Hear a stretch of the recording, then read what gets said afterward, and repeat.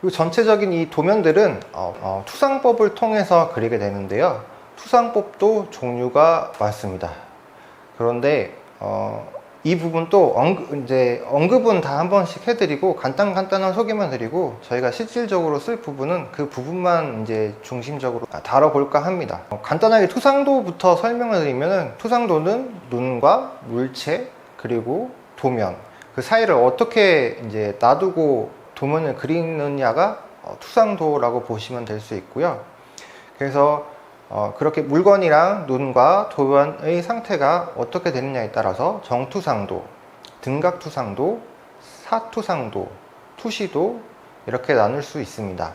네, 그래서 이런 다양한 도면을 투상법에 따라서 그리기 시작할 텐데요. 쉬운 이해를 위해서 큐브를 가지고 한번 설명을 더 드려보도록 하겠습니다. 투상법이라는 것은 지금 보시는 이 면을 우리가 눈으로 이렇게 어떻게 봐서 뒤에 있는 도면을 어떻게 그릴지에 따른 방법을 투상법이라고 하는데요. 그거를 어떻게 이제 보는지에 따라서 투상도의 종류로는 정투상도, 등각투상도, 사투상도, 투시도가 있습니다. 그래서 정투상도는 눈과 이 물체를 정확하게 놓고 투상을 해서 그리는 도면이라고 보시면 되고요.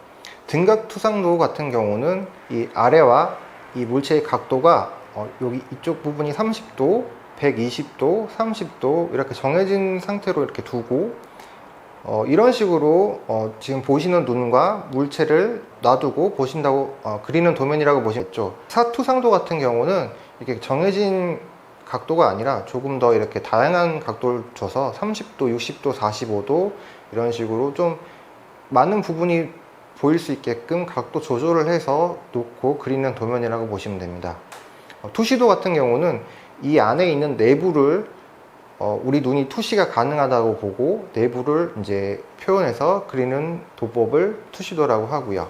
보는 방법이 제1각법과 제3각법이 있는데 내용은 복잡한데 결과적으로 도면을 놓는 위치가 다르다고만 보시면 됩니다. 여러가지 투상법 대해서 간략히 설명을 드렸는데요. 저희가 메이커 활동을 하는데 실질적으로 활용할 방법은 제3각법을 활용한 기본 정투상도 그리고 보조적으로 3D 사투상도 정도만 활용하면 될 것 같습니다. 그래서 본격적으로 제3각법 정투상도를 어떻게 이제 도면을 작성해야 되는지 시작해 보도록 하겠습니다. 지금 보시는 이 흰색 부분, 이 부분이 정면으로 보인다고 해서 정면도라고 하고요. 이렇게 투상도를 그릴 때 중심에 위치하게 됩니다. 그리고 이 위에 보이는 빨간색 부분을 평면도라고 말을 하고요. 이 정면도 위에 위치를 하게 됩니다. 이 파란색 있는 부분을 좌측면도라고 해서 정면도 좌측편에 놓고요. 그 다음에 이 초록색 부분을 우측면도라고 해서 정면도 오른쪽에 놓습니다. 이 정면도에 반대되는 부분, 노란색 부분이죠. 지금 이렇게 보면 보이지 않는 뒤에 가려진 이 부분을 저면도라고 하고요. 이 저면도는 우측면도의 옆에 그려줍니다. 평면도라고 하는 이 윗부분의 반대 부분, 이 오렌지색의 아랫부분을 배변도라고 하며 정면도의 아래에 위치하게 그려줍니다. 그렇게 해서 이 하나의 물체를 6부분이죠. 정면, 후면, 윗면, 아랫면, 좌측면, 우측면 이렇게 6가지로 나눠서 그리는 방법이고요. 이렇게 하면은 기본적으로 큰 외형은 다 표현을 할 수 있다고 보시면 됩니다. 그런데 이와 같이 좌측과 우측이 동일하고 얘는 아주 단순한 구조이기 때문에 반복되는 부분이 많이 있죠. 이 반복되는 부분들은 생략을 하고 그리셔도 됩니다. 그렇게 해서 단순한 구조는 이 정도로만 해도 다 표현을 할 수 있고요. 추가로 표시할 부분이 필요할 시에 이 정투상도를 가지고 투시해서 이 내부가 보이는 부분이라든지 아니면 이 일부를 확대한 부분적인 단면도, 그리고 이 하나하나의 부품이 필요할 시 부품도 이렇게까지 추가를 하신다면은 본인이 생각하고 있는 디자인이나 아이디어를 충분히 도면으로 해서 표현을 할 수가 있습니다. 이런 도면을 그릴 수 있는 프로그램들은 정말 다양하게 많죠.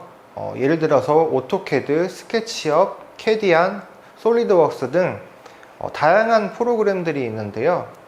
이런 프로그램들은 비용도 이제 상당히 고가에 속하고 프로그램별 사용법도 따로 습득을 하셔야 됩니다. 오토캐드 같은 경우는 자격증도 이제 따로 있고 사용하기 조금 어렵고 힘든 부분들이 많이 있는데요. 메이커 활동을 위한 제도에서는 이런 도면 프로그램을 활용할 필요가 거의 없다고 저는 봅니다.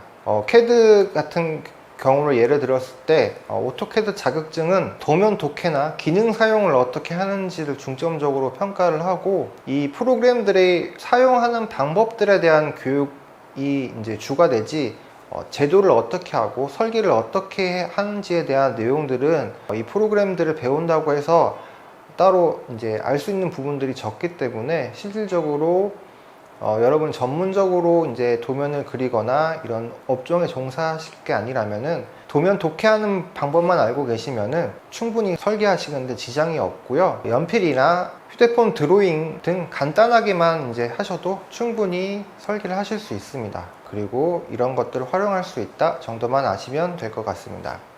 제가 제일 많이 쓰는 방법은 종이에다가 연필로 스케치를 해서 그리는 방식을 저는 제일 많이 활용을 하고 있고요.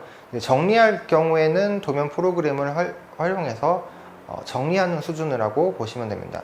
이제 도면 프로그램을 이용한다면 좀 더 이렇게 도면을 빠르게 그릴 수 있고 깔끔하게 정리할 수 있다는 장점은 있습니다. 제가 메이커 활동을 하고 이제 영상을 올리면은 그때도 이제 도면 작업을 하는데 그때는 이제 그림판을 이용해서 이제 도면을 많이 그리는 모습들을 많이 보여드리는데 그림판이 이제 손으로 그리는 것처럼 실질적으로 이제 누구나 할 수 있고 이제 실질적으로 프로그램을 몰라도 어떻게 그려야 되는지 보여드리기 위해서 많이 활용을 하고 있기 때문에 그런 것들을 한번 보셔도 참고가 될 수 있습니다. 도면에서 중요한 거는 규격에 맞춰서 정확하고 간단 명료하게 작성하는 게 중점이라고 보고 개념이라고 보시면 됩니다. 하지만 저희는 이제 전문가도 있지만 비전문가도 있고 비전문가도 충분히 메이커 활동을 할 때 쓸 도면을 그리는 거기 때문에 규격과 간단 명료한 부분은 조금 부족하다고 하더라도 정확도에 최우선을 두고 본인의 아이디어를 최대한 살릴 수 있는 그런 도면을 작성하면 된다고 봅니다. 이제 여러 사람과 협업을 하거나 그럴 경우에 충분히 설명을 통해서도 이해를 시킬 수 있기 때문입니다. 네, 오늘 소개해드린 내용을 정리를 한번 해보자면은 내가 보던 남이 보던 깔끔하고 정확한 도면을 작성해야 한다는 것과 이런 도면을 다시 여러 번 확인하고 검토를 통해서 실제 제작을 편하게 하자는 것입니다. 전체적인 기본 틀에 대한 설명들이었고요. 다음화부터는 본격적으로 스케치를 어떻게 해야 되는지 좀 더 디테일한 내용들을 다뤄보도록 하겠습니다. 네, 감사합니다.